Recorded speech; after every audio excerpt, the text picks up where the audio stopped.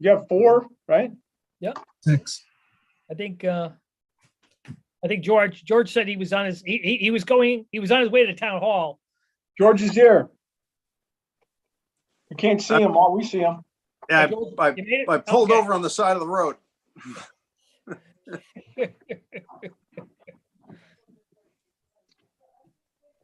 Oh, Bruce Wilson is the selectmen's liaison. I don't know if it's official, but I know it's official, but unofficial maybe. I don't know. I emailed them and CC'd everybody so everyone's in on the loop. As in the Collier boys, so they can CC them and Raquel. Beautiful. Yep, no problem. I told him if he came tonight, we would introduce him.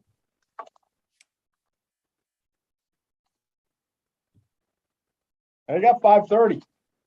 Okay. We're on a tight ship here for Bill here.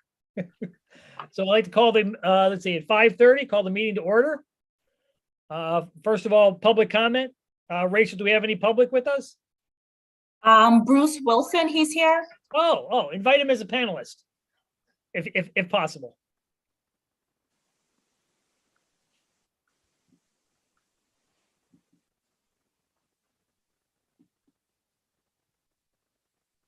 Bruce, I told him that you'd, that you were the new member and that I'd introduce you and that you could say a few words and then you could go back into being in the shadows.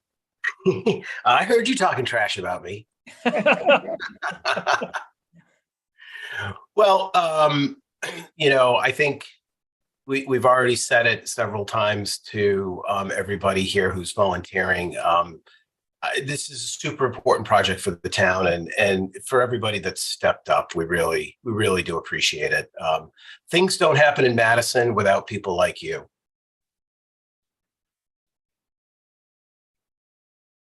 Well, thanks, Bruce. I appreciate your being on board, signed on for the 4-year stint.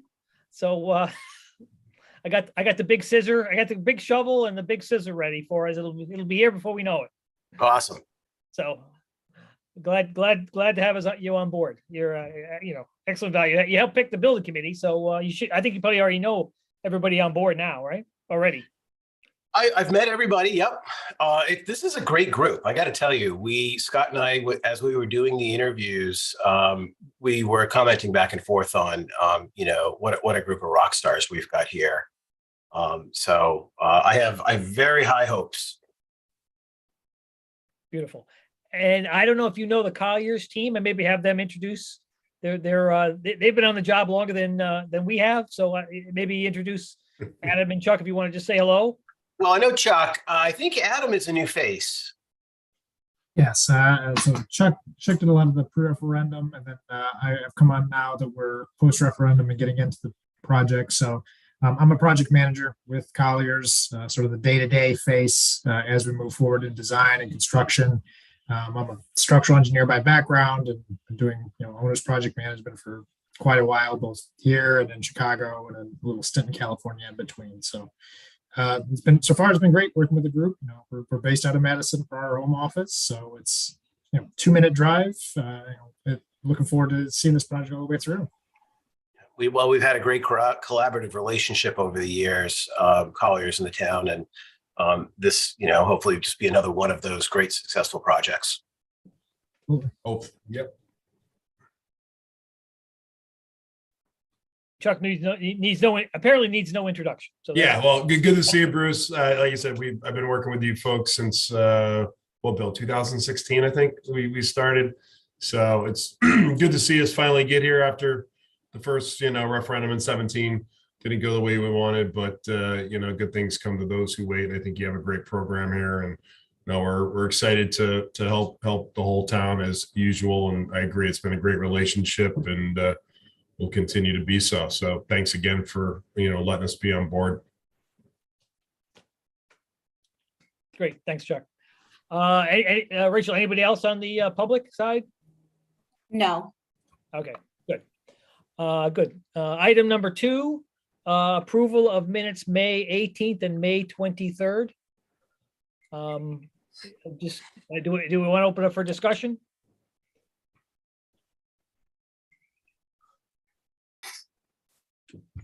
Somebody should, right? Sure. Yes. I'll open. Yeah. Okay. Make a motion to open for discussion. Okay.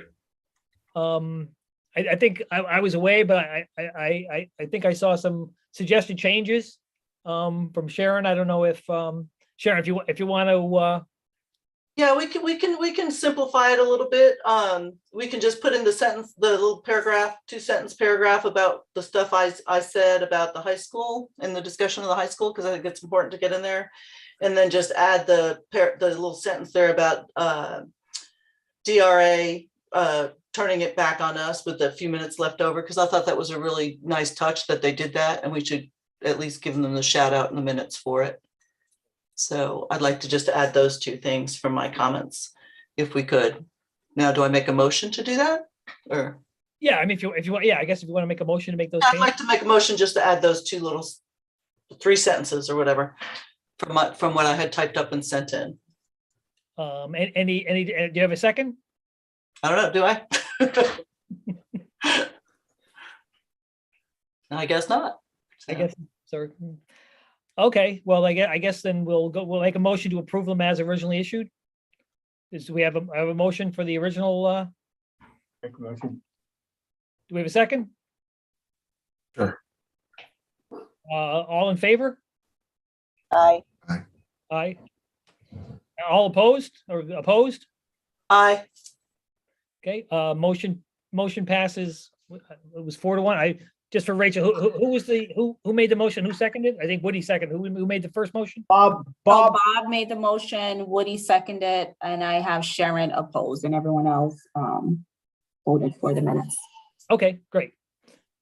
Thank you. did you want to appoint Tina as the, or did you do that last time? As an alternate acting, Yes. I guess we never actually did this before on the alternates. I assume, did you, it was discussed, I guess, because I believe Diane's going to be away for an extended period of time, so I guess it probably makes sense. Yeah, we did it last time, Graham. If Oh, you it did? Okay. helps you. Yeah. Oh, okay, good. So I guess she's seated as a voting member. Yes, until Such time as Diane.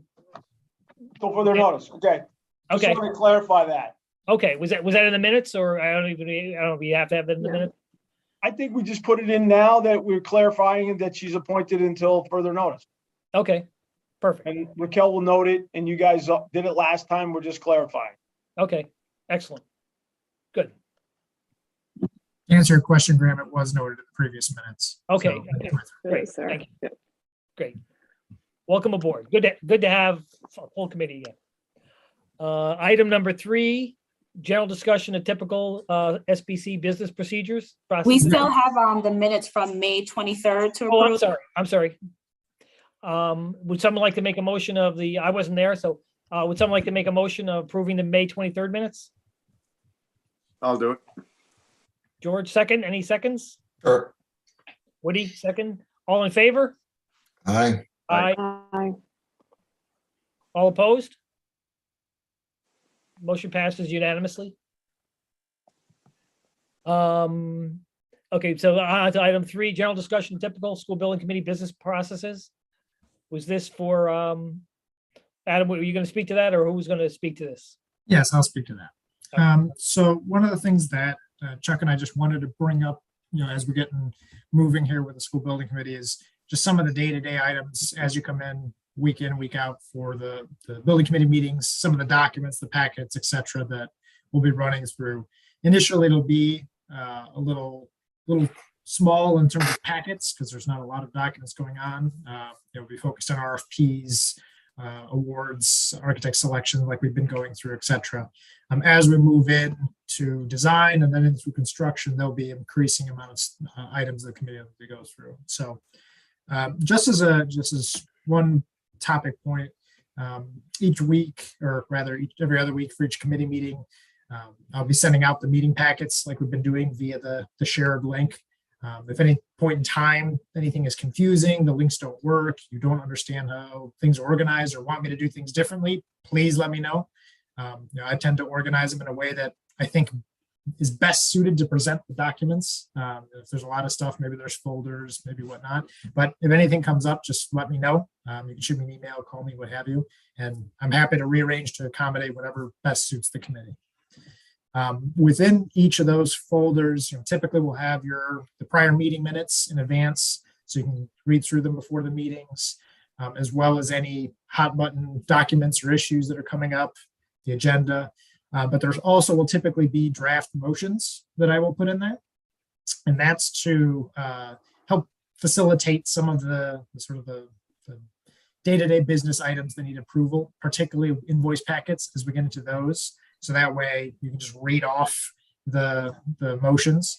It also helps Raquel out because then she doesn't have to try to transcribe word for word necessarily if it just follows the pro forma motion. It helps make things consistent and speed things along. So it's also a good idea to look at those draft motions before the meeting, because sometimes there'll be something that comes up that won't necessarily have a document tied to it. It's just an item that needs to get voted on, a shift in some money or something like that. That will help identify some of the topics that are coming up that needs a committee vote. Basically, if it's on there, it's important items you should focus on. Any questions on SBC packets before I kind of touch quickly on the invoices? I'm good. Anyone? Okay. Has everybody been able to download those okay with the links so far? Yep. Okay, good. For the invoice packets, we've got one coming up here. I'll kind of flash it here in advance just so you can see. Do I have an ability to share, Raquel? Yes. Okay, perfect. So when can you see the draft invoice packet cover I've got going on? Yes. So when this comes up later in the agenda, the committee can actually vote on it. But this is how the monthly invoices will be typically run. Usually they'll come during the second meeting of the month. So firms will finish out the billing at the end of the month, send me an invoice, I'll review it. And then by the time it makes it through the process, the committee will vote on it at the end of the month. If you notice, it's going to be for the month prior. So it'll be at the end of May, you'll be voting on April invoices and June for May invoices, etc. So just to give the committee a flavor of what to expect with that. For this meeting, it's pretty easy because there's only the Collier's invoice to go over from April. But obviously these will be more complicated as we go through. So if there's ever any questions about what we're showing, whatnot, feel free to reach out. With the backup, so this is just a cover sheet. This is just a Collier's created item to help facilitate a quick review of all the items, and it'll help finance, do their processing and billing, etc. As part of the backup, though, you'll see the individual invoices, and usually there'll be, my stamp on there, which will show, that's Colliers has reviewed it. We don't tend to stamp our own invoices because it's a little on the nose for us to say, yeah, we're approved ourselves. But for the other vendors, the architect, if there's a CM on board, consultants, testing lab, what have you, those will each have our my Colliers stamp on there with my signature saying, yep, I've looked at it. I agree with everything on here, to kind of give you a sense of that everything's right with the backup. And if there are notes, which will happen, where someone bills on something and it doesn't align with where we think we are, you'll see the scratch outs and the notes and the revisions of what got changed and what we're looking at to make sure that the committee and the town isn't overpaying. So that's the general format. Like I said, this meeting's is pretty easy, and usually they're at the end of the month, but wanted to kind of introduce this topic and concept just to let you know how Colliers organizes these things to keep things aligned and organized as we go through the invoicing process. We did have one question from the public or quasi-public. Katie Stein was asking about these available document publicly available and, or when will they become available to the public? So we publish them in the school building committee. So if that's something that that you want to have posted to the SBC site along with the agenda and the minutes, Raquel, is that something you manage, or is that someone else at the town? I could always post them. That's fine. The agendas and the minutes are posted through I think the first selectman's office. And we Right, can- I just forward them to Lauren and she posts them, yeah. So that's how I've usually seen it done is each committee has their standard agenda and minutes. And if there's a packet like the town council packet or the BOE packet that goes out, that's usually where they're located, is on the town's official website. So whenever I send out the meeting packets in advance, those go to Raquel. So if Raquel, you want to coordinate with whomever for Selectwoman's office, that's how they would get posted to the public. So the question is, in the past, do they post all those packets on public websites? And what are the pros and cons on that? I mean, everything's public. Someone just has to ask us for it. So everything's public. But all the details of the building committee stuff that goes directly to the committee members, do we want to put all that every time posted? Just a question I have. We can easily. I think you have to, Bill. I have a hunch. I think anything you're going to discuss in the meeting has to be posted in advance, including the invoices. Well, that's not how we do it on the other boards and commissions. I don't think they post all those documents because we get a lot of background for every agenda that comes out in all the boards and commissions, and a few of us get all the details and background. I don't think we post all that on public forum, but we can do whatever the. Yeah. Let's talk about it. Yeah. Let's talk about, we'll see what makes sense and how much detail. Yeah. Case in point, the committee meeting packets from Collier's perspective of gathering everything is the same. So if the town wants to coordinate internally on what they need to post and when, that's for the town to manage how it wants to disseminate the information. Right. I mean, there's an FOI element to it, and then how much, some of it might be proprietary. I don't know, or at least some of the Collier stuff might be proprietary. I don't know. Yeah, anything we give you, Graham, if we publish to you, it's going to be in PDF form. It's all public. I appreciate that. But yeah, I mean, we won't publish our certain Excel spreadsheets that are proprietary, but certainly like our financial summary report for the finances, that's your budget. It's just our format, but in PDF form, that'll be available typically to the public. Any of our reports, contingency logs, are fully available to that. The other, just wanted to opine a little bit on these invoice packets. What it also helps is when we finally get to the audit, however many years down the road from now, what it does, it helps us to show what you approved, those amounts. It also ties to the date of the meeting minutes, and ultimately this date will tie back into our financials. That'll say when you approve the invoices. It'll say June 6, 2022. If an auditor goes, when was that approved? We just go to your meeting minutes. Here's the motions. Here's the invoice amount. There's the packet, and it satisfies that as well. So that's another function of that invoice packet. Yeah. Okay. Yeah. Following up, and Katie I don't know if you guys can see her texts, but she was asking because she was looking for like I guess it's kind of more relates to public outreach, whether we want to have like, what level of public outreach you want to have at the website beyond just like this documentation, but updates, design updates, things like that. So we could always also put, Graham, I've done it in another district, a link. It's just what you see in our link for the OneDrive. We could put it, if you want, we could put it in the agenda and you just click it and it brings you to what you see. The public can see the same thing. It's read only. Yeah. And it's there as well. So that's another, option as well. Okay. Yeah, it's good to know. Yeah. So I think that's the answer to that is perfect. So yeah, I think that's the preference. So yeah. Okay. Yeah, we can take care of that in the next agenda. Okay. Yeah. So it'll be completely opaque, the process. Yeah. Yep. It's all there. Good. Yeah, do we have a website for the school project? I mean, I think that's what Katie's asking is do we have a site for this on the town website? Are we gonna have a specific website, or we're gonna have a link or a piece of, so we can work with the IT, we'll work with Colliers, we'll figure something out to try to put a link specifically for this project. Yeah, sometimes I've seen some towns, they have like links to, presentations, design packages, so they don't have to dive into it. So they give like high level stuff, Yep. The schematic design or, whatever, things like that. So if people looking for information, there's like 4 or 5 things that, maybe a project budget or something like that. So we can talk about, doing more than just posting it on the agenda, so people know where to find it. Good. Okay. I see Katie Stein has her hand raised. If you Want me to transfer her? Yeah, bring her on board, maybe rather than speak through chat. Wish you can. Okay.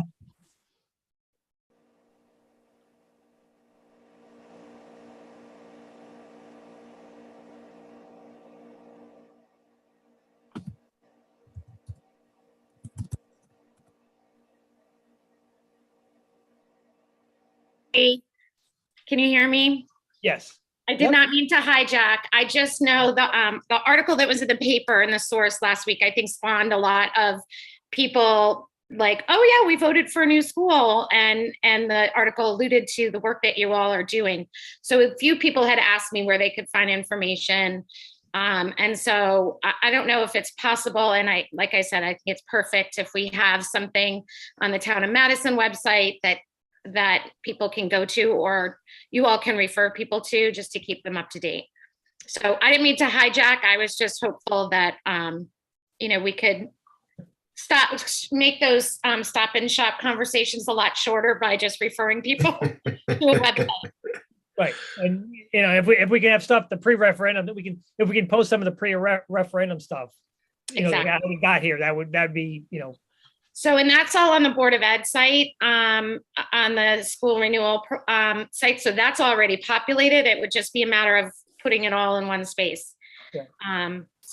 But thank you, and please move along. Well, we have 2 items for public comments, so we can plug you in either place, but you're welcome to join at this time. So, thank you. Okay, so Bill, we'll figure out what to put on the town Board of Ed website, and in addition to this stuff. So, more public outreach, the better. Well, we'll have to talk about when we actually go to the Board of Selectmen and give them updates. We probably should get on the agenda for, I'm sure Bruce is going to give update us, but we'll probably have some formal presentations at major milestones. Bruce, I don't know how frequently, Bruce, you'd like us to come before. Well, we're going to go when we have the recommendation for the professional services. So we are going to be going, major steps are going to be the architectural and engineering services, which I hope is the end of the month, and we'll be going there. So that'll be an update. Then when we decide what we're going to do with the construction manager, we're going to be hiring a bunch of services. So we'll be making those recommendations. We can do those updates when we do that at the same time. Yeah, it makes sense. Yeah, and that way you get out in the public and we can. And I'll work with Chuck and Raquel in the first selectman's office to figure out how we can enhance our public awareness about the project and get the stuff online. Got it. And all these meetings are obviously on Zoom, available. Yeah, and they're posted. The agendas and the meetings are posted. But I get it. And, people aren't looking on the website, and then we can have the historical data posted so they can go back and look if they'd like. Yeah, perfect. Okay, good. So so we all set with number 3? Yep, we kind of cut you off? Yep, Good? that's it. That's high level for now. As specific items come up, bring it up, but that's sort of the framework that we're looking at with regard to, regular invoices, regular meeting packets, all that kind of thing. Beautiful. Okay, moving on to item number 4. Discussion of general contractor versus construction manager. And I believe you guys were going to bring in a pinch hitter on this one. Well, yeah, we were, and then he had an item he had to get drawn away to. So my earlier conversation with you, Graham, is now amended. You just have to. Okay. Yeah, originally I wasn't gonna be able to make it, Graham. So you guys are back stuck with me. I hope that's okay. Okay. For it. So yeah, I think we've heard some discussions of general contractor versus construction manager, and thought it might be useful to kind of talk about what do those entail? What are those delivery systems, and kind of some of the high level differences and nuances of each.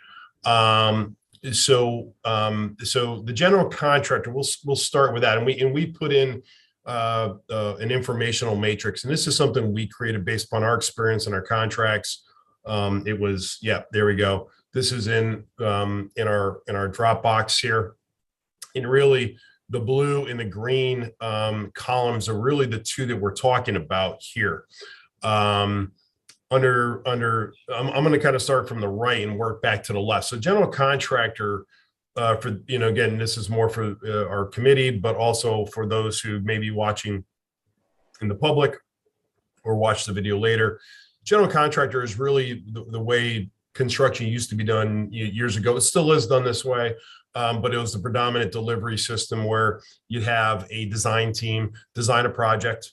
We'd put it out to bid, and we'd put it out, at least in the public sector, put out the bid for general contractors to submit lump sum bids at basically one price for the entire project. And that included all their general conditions or overhead, all the trade costs, everything they had to do to buy to complete the project, labor, materials, everything.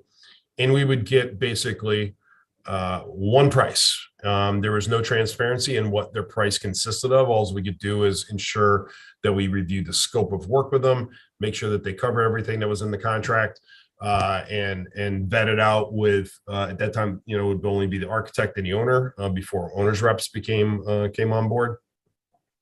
And so it's a pretty straightforward. They're much different than a CM. So, but it's the old school way of really doing it.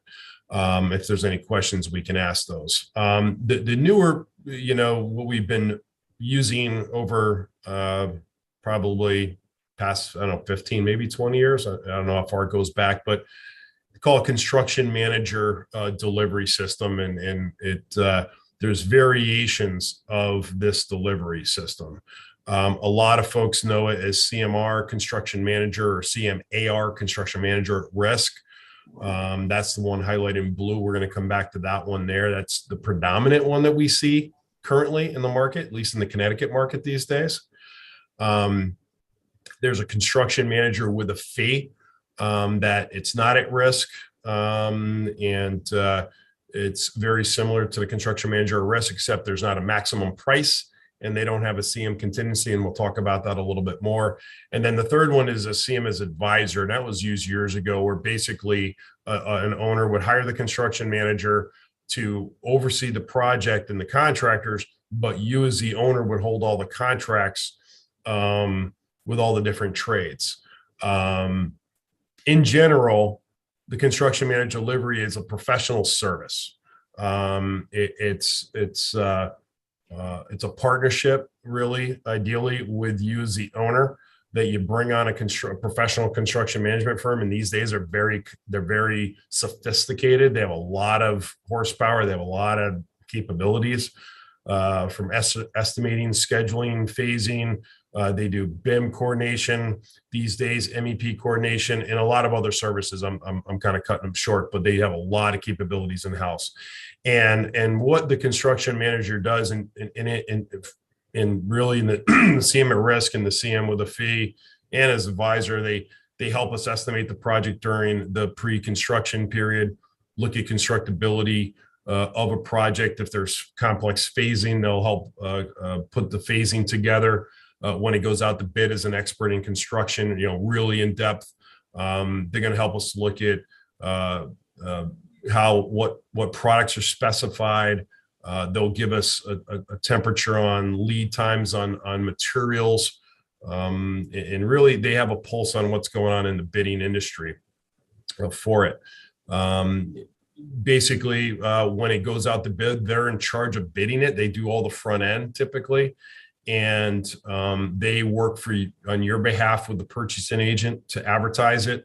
And the difference between this and the GC is that we advertise many different, we call bid packages. So there'll be a bid package for concrete, there'll be a bid package for masonry, bid package for steel, all millwork, interior finishes, roofing, miscellaneous metals, which is like railings. It'll be HVAC, mechanical, electrical, plumbing trades. There'll be audio visual. There'll be a site contractor, elevator contractor. There's probably about 20, could be up to 25 to 30 trade packages, depending on the project, they get let out. And the CM puts those packages together and they tell them this is what they're required to hold in their bid, the bidding requirements, labor wage rates, all the rules that are required for them to bid. And again, I'm kind of summarizing it here. What the CM ultimately does is they take those packages, they put them together.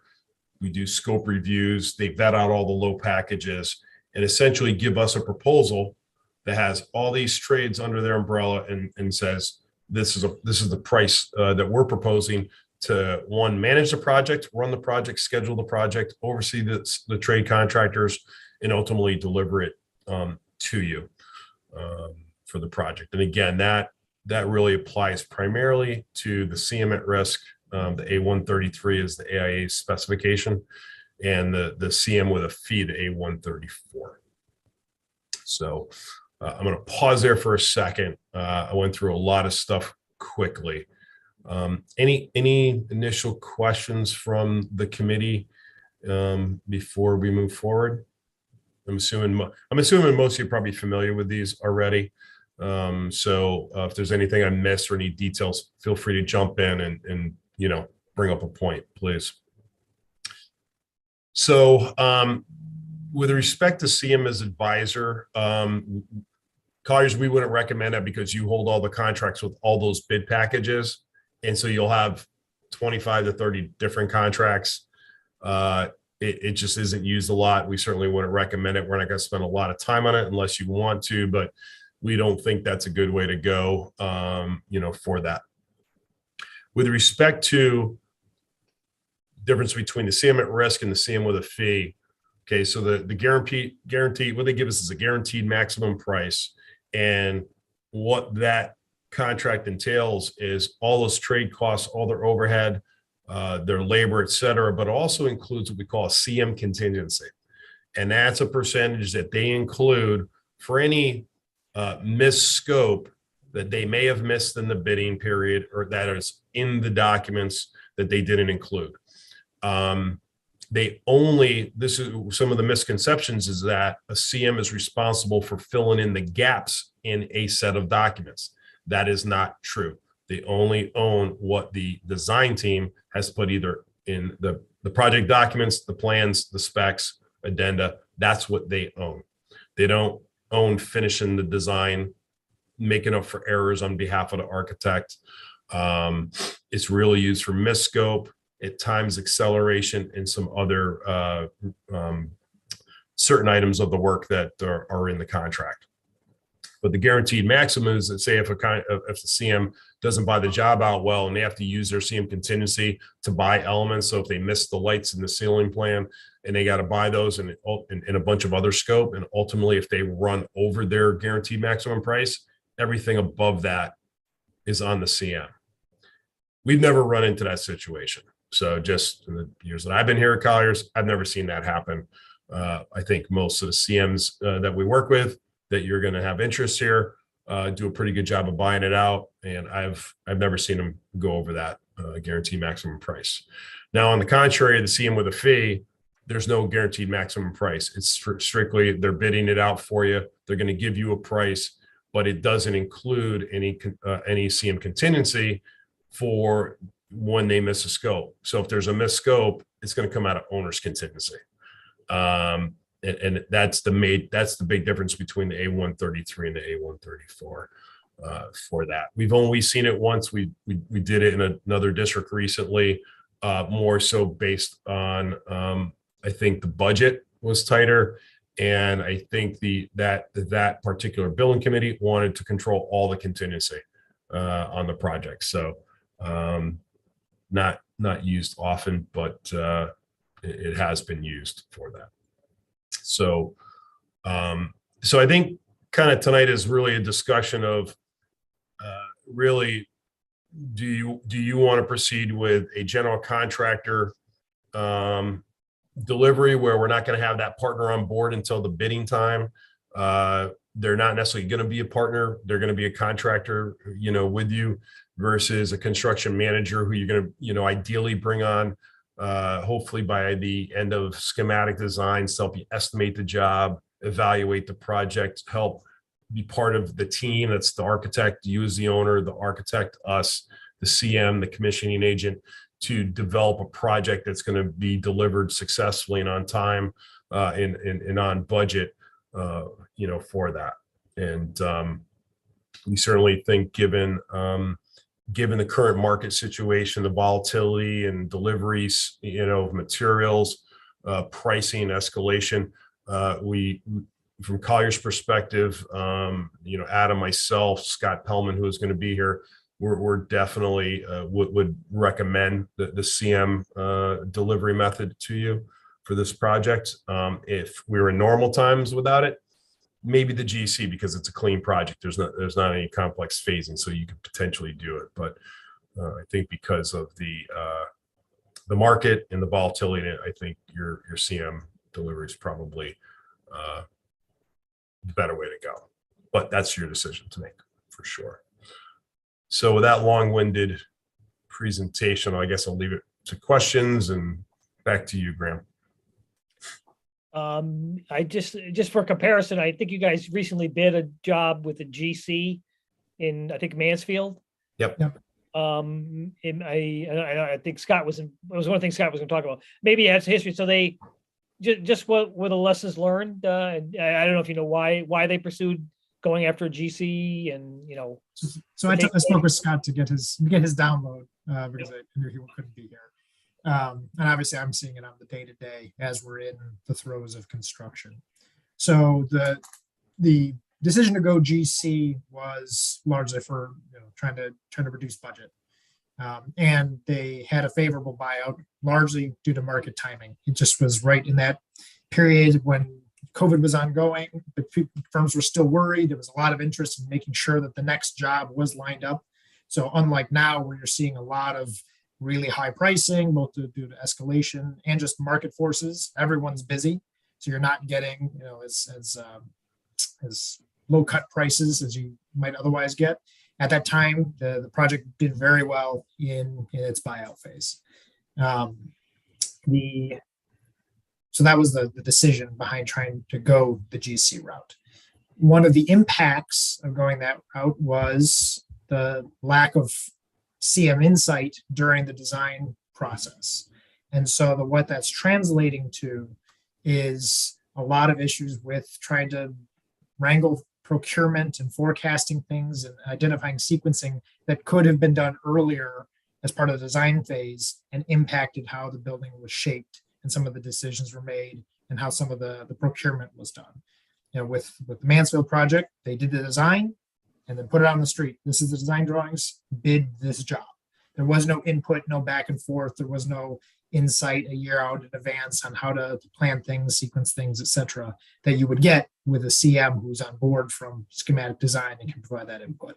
So on the tail end with Mansfield, we're running into procurement issues, and on another project that Scott is on, he's noting that it's a similar sized job, at the same about the time, but they're still having schedule impact issues, but it seems to be fewer that are pushing out the end date of construction, whereas Mansfield is not going to open for the September date for their school year.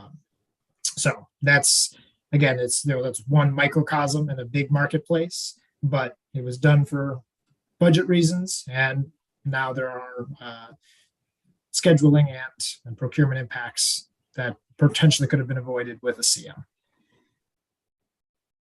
Yeah, thanks for that insight. So I guess I'd like to go around everyone and see if anyone else has any specific questions or what opinions on this. It's a little gray. I agree. In a normal time, this would be possibly a possible GC bid, in terms of, because it's a free, new building on a raw land site. So the phasing isn't complicated. It is a little, in my opinion, it's a little big for a GC, or you're getting into pretty rarefied air. With some of the GCs, but I like to get everyone's else opinions and questions. You want to go around in let's see, in order. Let's see. I see George. What Sure. you want to start those off? Yeah, can we take down the Oh, sorry. whatever that Everyone's smiling faces. yeah, I can read the room a little better when everybody rolls their eyes. But anyway, I'm a big fan of GC, and I won't elaborate a ton, but I think from what Chuck just said, and and Adam and others, I don't think I want to push it on this one, and a lot of it has to do with state funding and the requirements. Once you get a GC on board, you're in other lives I've tried to jump over GC pricing that you knew weren't qualified or had holes in it. And it's very difficult when you take state money. I'll just say that. So I think we're better off negotiating, with a CM, working with a CM and try to get a good firm that can do the job for us. So I'm pro CM at this point. Thanks, George. Woody, you have any thoughts? Well, this is my first experience even having to decide between CM or GC. Is there typically, Adam or Chuck, a price difference? Do we pay more for the CM over the long haul?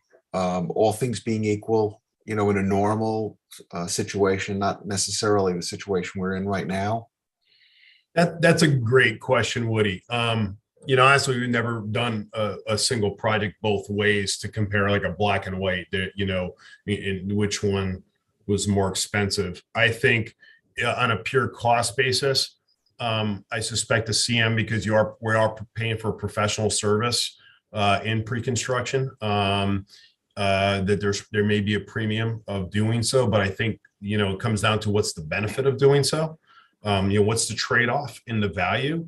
And I think just the expertise that the construction manager brings, to the table before we go out to bid, but also the relationship, post-bid, in that, they're like us, they're professional service, and they're the construction manager, but they're managing all those trades on our behalf. And, when a change order comes in, and a lot of times it's behind the scenes. You're not going to see it a lot. They're going to be pushing back on these trade contractors on their change orders, because that's in their best interest as a professional service, and in your best interest, and that's their job contractually to do it, frankly speaking.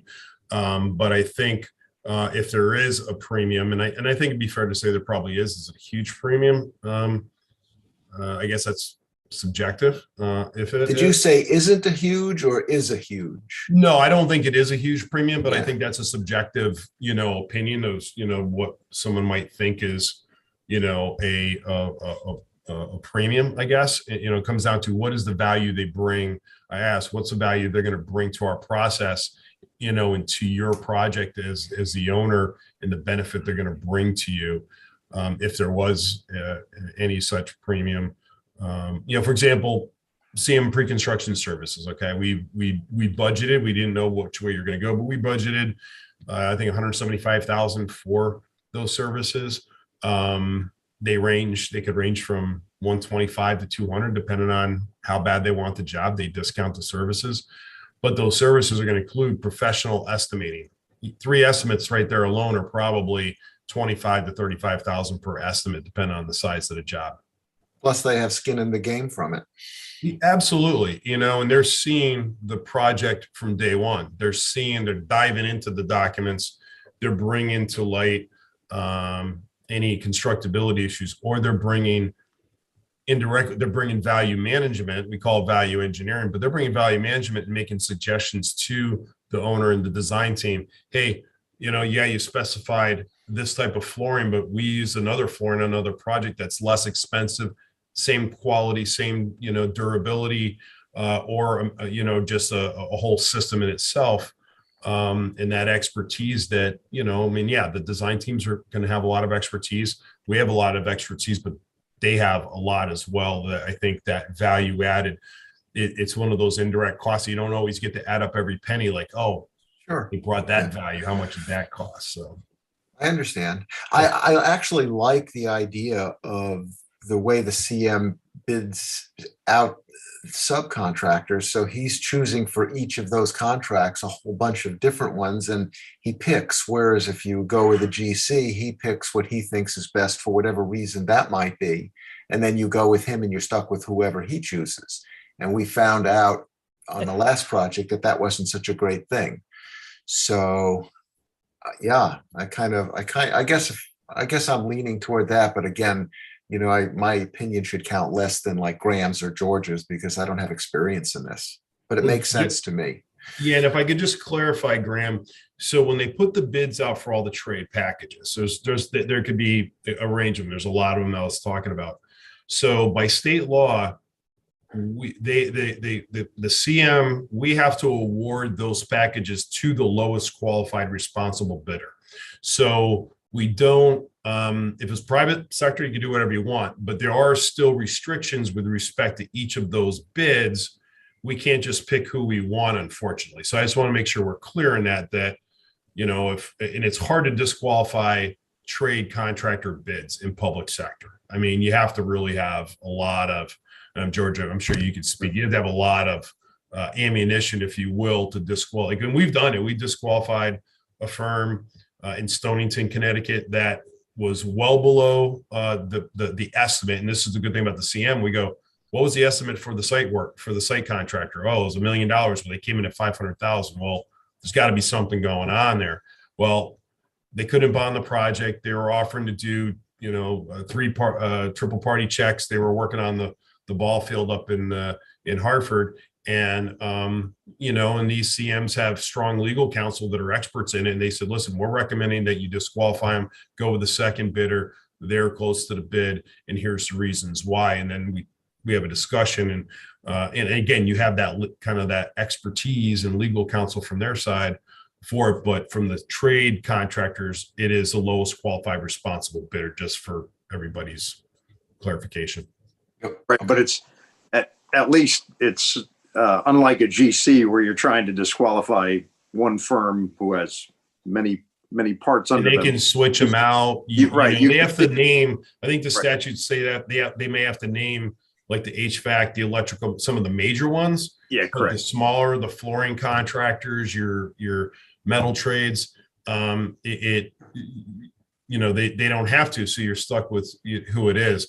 The other kind of benefit, I guess it depends on your, you know, well, it's a requirement of the state, is that there's also small business enterprise set-asides as well, because you are receiving state funding, that we have to, there's a goal of 25% for small business enterprises and another 25% of that for WBE, MBE, and WB, DBE, and SB. There's like 3 other minority and women enterprise disadvantage as well. So they manage that, and they put goals on certain packages, and they'll set aside certain packages for those goals, and they're for the smaller businesses. And that's what we want in Connecticut, I think, in a small state, is to do that, or required by law. So they do manage that as well, you know, for that. So To Woody's, to expound on Woody's point, though, that although with the low bidder for the bids, you are, you know, it is more difficult.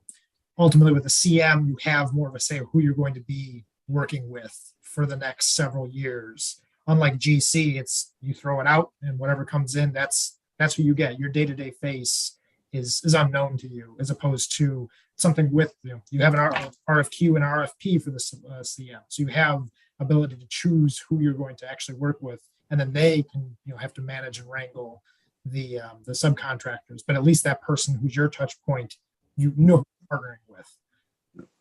yeah. And then you see, and then what the other thing too, you see all these bids, right? And if we're going to get it, they'll give us an estimate for each bid package, and say if there's one that's spiked high, right? They're going to have some that are high and some that are low. So by nature, you know, we say, well, let's rebid all the high ones. Well, that's the law of averages, don't allow us to do that. But there might be 1 or 2 that are exceptionally high, and we can look at it and go, why is the electrical bids high? Is there something we specified that was driving that's preventing from us getting into budget? Well, can we repackage it, change the requirements, working with the architect, and put it back out on the street?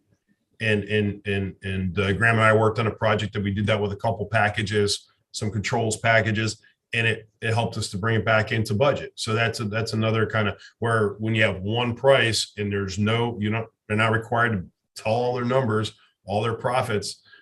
You don't get to see that, versus a CM delivery. We see all their man hours, we see all their, you know, their CM fees. They have to submit everything in detail each month to you. And so it's a lot more. I think there's more transparency as well with it. Yeah. I don't know if people are looking at it, but Seth added a comment too. He said it's also very important to understand the advantages that CMs add from a liability perspective. And then also veteran and disabled veteran set-asides. Yeah, so the veteran and disabled vendor, that's not a state requirement. If that's a local requirement, you can certainly put that in, but that's not, it's disadvantaged business enterprises, minority business enterprises, and women-owned business enterprises. That's those other ones by statute, by the state. If you want to do veteran and disabled veterans, that's certainly up to you as the owner on the local side of things. Yeah, definitely, as far advantages of the CM's ad from a liability, I mean, they're going to, like we talked about some of the permitting, stormwater permitting, septic permitting, they're going to help us with that, certainly as well. They also look at, in recent ones, they looked at, how we bond the project. Do you have the smaller contractors who have limited bonding capacity? There's programs out there, they call it CSIP, I can't remember the exact name, in different default insurances for payment performance bonds that the CM can carry like an umbrella policy for them, and they don't have to carry that. And you go right to the CM, and the CM deals with that instead of you dealing with the small contractor who maybe you have to call their bond. They went out of business, whatever the case may be. For that. Also, they know all the contractors. We'll have 150 bids submitted for this in total. I bet it's going to be an attractive project. They're going to be able to look at each of the subcontractors or trade contractors, and we're going to know who we have to manage, who we're going to have to watch more, who are the really good ones that are going to perform well, and they have that as well. Liability also, they're putting forth the bid package that goes on the street, and they all know the requirements, the bidding requirements, the state requirements, labor wage requirements. They're responsible for putting all that stuff and gathering all those together.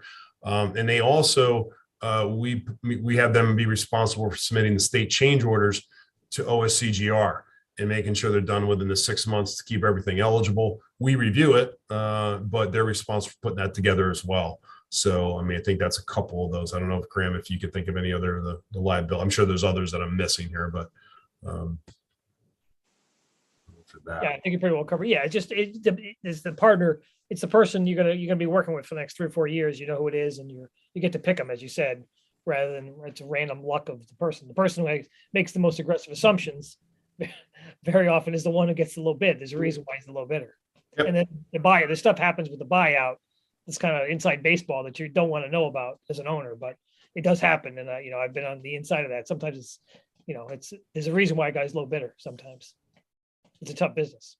So, Yep.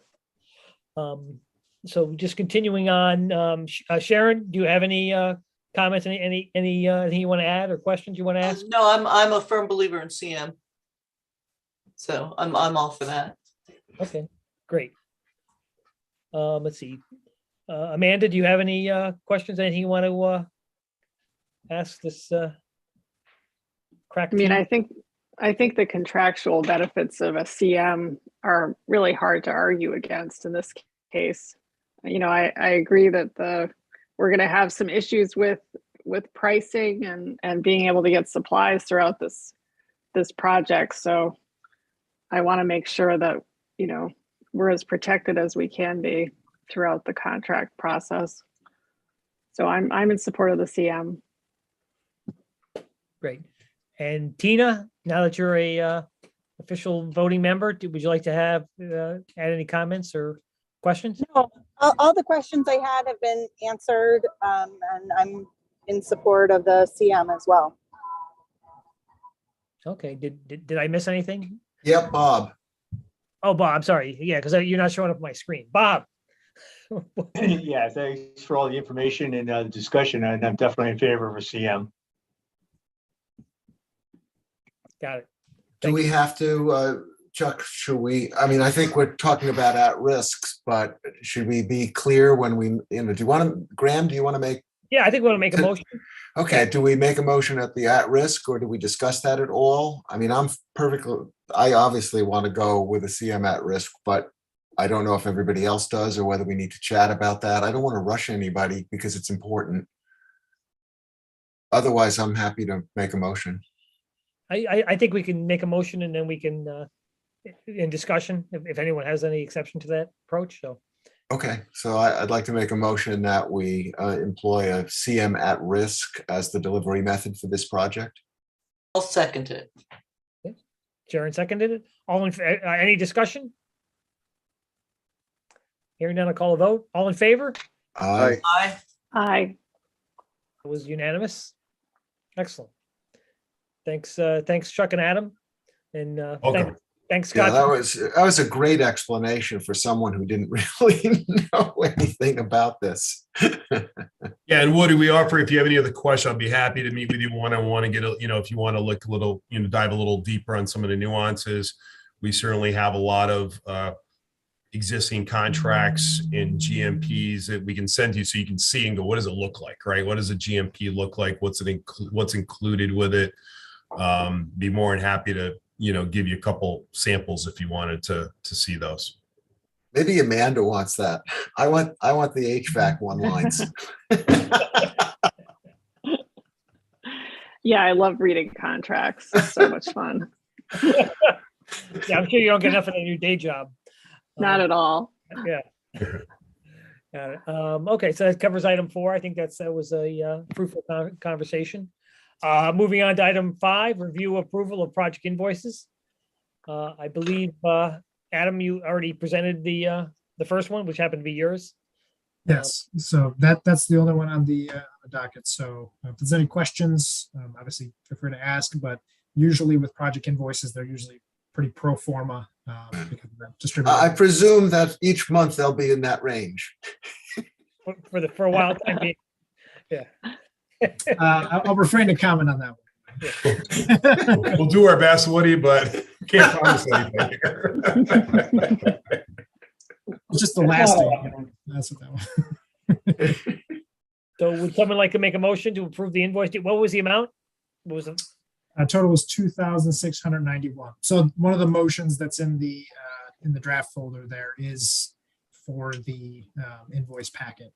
And I would recommend following the motion, because as we get more and more into the process, and once we actually get construction invoices on board, they usually will be broken up into, all the services providers, Colliers, the architect, etc., lumped into one portion of it, and then a separate breakout for the contractor's pay app. So that way, each invoice packet that's approved, it's abundantly clear what the dollar value was that was approved for the general contractor, for the construction manager, and etc. So Okay, well, I have that in front of me if everybody wants me to do that. Yeah, I can read it.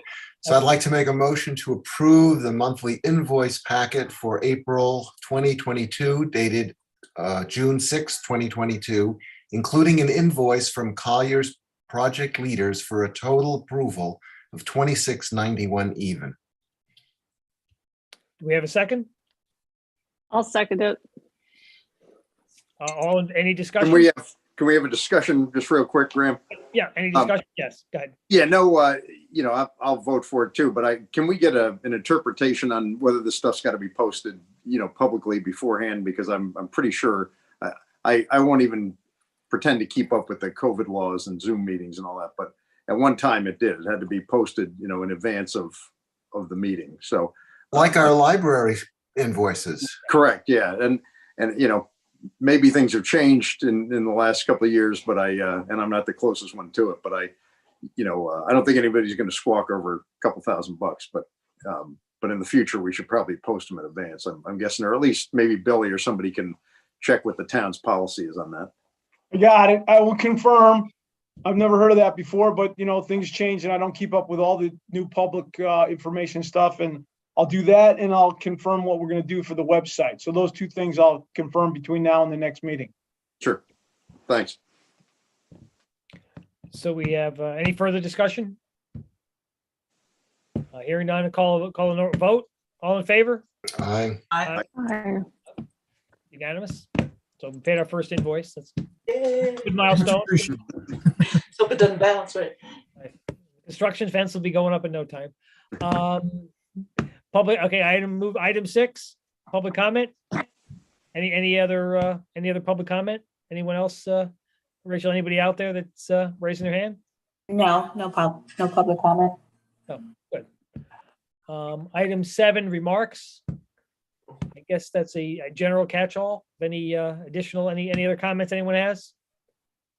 Only thing I would add, if I could, if there's no other committee comments, just reminder, next week, Monday and Wednesday are the interviews for the shortlist architects. Yep.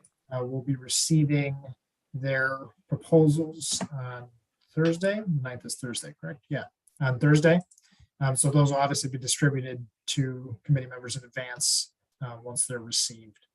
But the two meetings, two special meetings, have 2 architect interviews apiece, slated for an hour each. And we'll go through those and go from there. But just want to remind everyone, since it's a special meeting. They're in person too, right? Obviously. Yes, in person. Can I ask a question / favor? I think it would be nice if we had like a sheet for each firm in front of us that had like the list of qualifications that we're supposed to be judging them on. And from the RFP, the things they're supposed to present for us, so we can like just mark off and grade them as we're going through. Will you be distributing something like that for us to I use? can pull that together pretty quickly, just based what the RFP was issued to them. So, and with the, you have the design comments. So I have it so you can have something to take notes on there. That's what. That would be great. Thank you. And just to be clear, the fees are in a separate envelope? Correct. Okay, so we're not gonna open those until after we do the interviews, right? Is that, I believe that's our plan? Good with me. Yeah. Yeah, I think it's a pure qualification-based selection, and then we pick one and we'll open the envelope, and then we'll open the envelopes and we'll find out if they're in the ball. The envelopes will be in paper format to me. Okay, And the colleagues will have them as well, but we don't plan on giving those out to Wait a anybody, minute. and then we'll share them with the committee as they Yeah. request. Is that the plan, Adam? I have requested of the firms that they send me a digital copy. So that's what I was planning to distribute more or less in real time. So that way we're not trying to scan hundreds of pages if they submit them or whatnot. But yes, the physical proposals, as well as the separate physical fees will be delivered to you, Bill, and then I'll distribute the digital copies. Yeah, so the proposals, I just being specific about the actual different envelope with a sealed fee. That's not going to be electronically given. The fee was not indicated to be electronic, just the materials. So we can get them out and everyone can see them. Correct. got it. And Bill, you're gonna receive the fee separate envelope, so we'll. Yes. Just like any other proposal, come to my office at the appropriate time. And we'll keep them. Beautiful. Okay, good. So we have a lot of work ahead of us next week. So hopefully we come out and have a unanimous vote. Hopefully we make it unanimous on the selection. And then Yeah, and so the timing hopefully is that we review them, and if there's time on the last day, maybe you make the selection, but there's more time. And we hopefully gonna have it appointed at the next Board of Selectmen's meeting, which is The 27th is what we were targeting. the 27th. Thank you, Adam. So that's our game plan. We'd love to have them on board by the 27th and then go for the next one. Yes, When it comes time to like selecting and voting, will we do like a written ballot where we each write down our top 4 and score them so that it's forget what it's called, like a Rubik's or something, where everybody writes down like 1, 2, 3, 4 in order that they want, and their first choice gets 4 points, and then 3 points, then 2 points, and 1 point, and we tally up the votes and see who got the most votes? Or how is it done? Do we have a manner in which we're going to do this decided? that's up to the committee, how it wishes to select. You can do it that way. You can do it based on just general discussion and consensus. I think it would be nice to do it more scientific and written out. Yeah, Like no anonymous. specific method was published in the RFP, so it's not like there was a score sheet that. Right. No, I that we had to understand check on or anything. But just, I mean, I just think for ease for everybody to put down their top choices and then rating them like that. I think that's a nice way to do it. And gives weight to like the second place person. And you know what I'm saying? I think it's a fair way of going about it. So do we know how we want to do it? Should we decide that before we get there, or wait till we get there?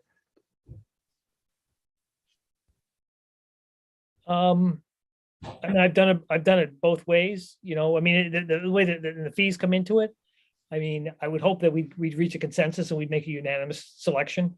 I mean, typically that's the way I've done it where, you know, everyone, we discuss it. I mean, you can score, but we don't have a rigid scoring system and then we kind of reach a consensus. Hopefully we'll reach a consensus and a unanimous and the fees are going to be, you know, in line. Mhm. I'm optimistic that we can reach a consensus of, you know, everyone. I don't know if anyone else has any other opinions on that. Yeah, I don't know which way I would prefer. I almost think it's more, you know, just having not done this way, certainly not with an architecture and, you know, in this price range and with this complexity, giving numbers to them might be more difficult. I see Sharon's point totally though. So, but you It's know, not- I may it's not go. this- It's like each individual committee member's preferences for my first choice, my second choice, my third choice, my fourth choice. I might not have a third and fourth though. I mean, you know, I might say, gee, I really am.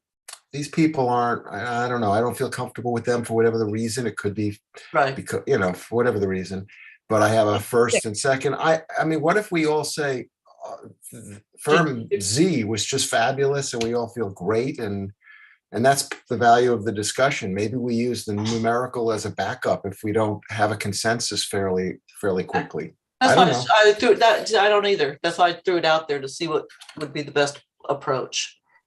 So that's Yeah, all. I mean, after the interviews, I mean, you're gonna know a lot more after you see their presentations and interviews, and you know, there's a lot more information to come. So, Mhm. like I said, I'm optimistic we'll reach a consensus and we'll be unanimous. You know, and you know, I mean, I'd be optimistic. We all agree because we're gonna work with these people for 4 years. So, For a long time, right? Yep.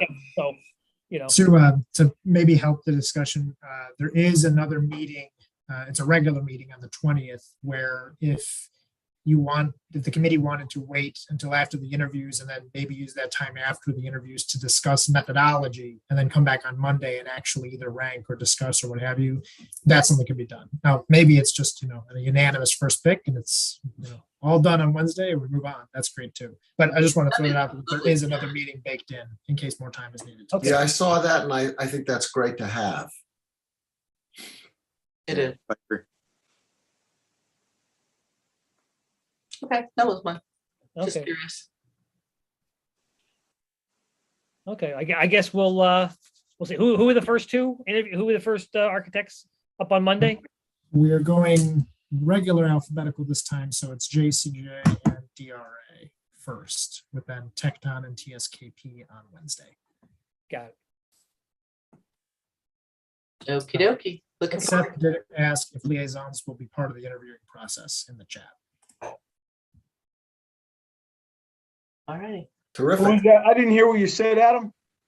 Seth in the chat asked if liaisons will be part of the interviewing process. So the answer is that they're involved in all the processes and they could raise their hand, and if the chairman recognizes them, they participate, you know, just like now. Right. It's not anticipated it'll be full voting members, but they're certainly, you know, encouraged to participate. Does that answer your question, Seth? Adequately? I can't see if you're typing. Ah, Yes. okay. Who's this Hank guys?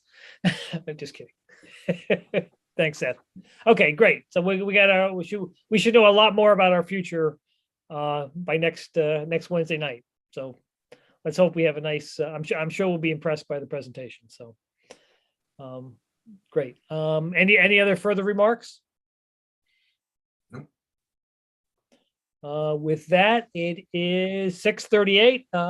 Like to call the meeting, adjourn the meeting, and thanks everyone for their participation, everybody online and in person. See you next Monday. Have a Great. good one. Take care all. Yep. See you soon. Yeah. Oh, Bill, are you catering that affair? Is catering? Well, yeah, I'll be zooming in.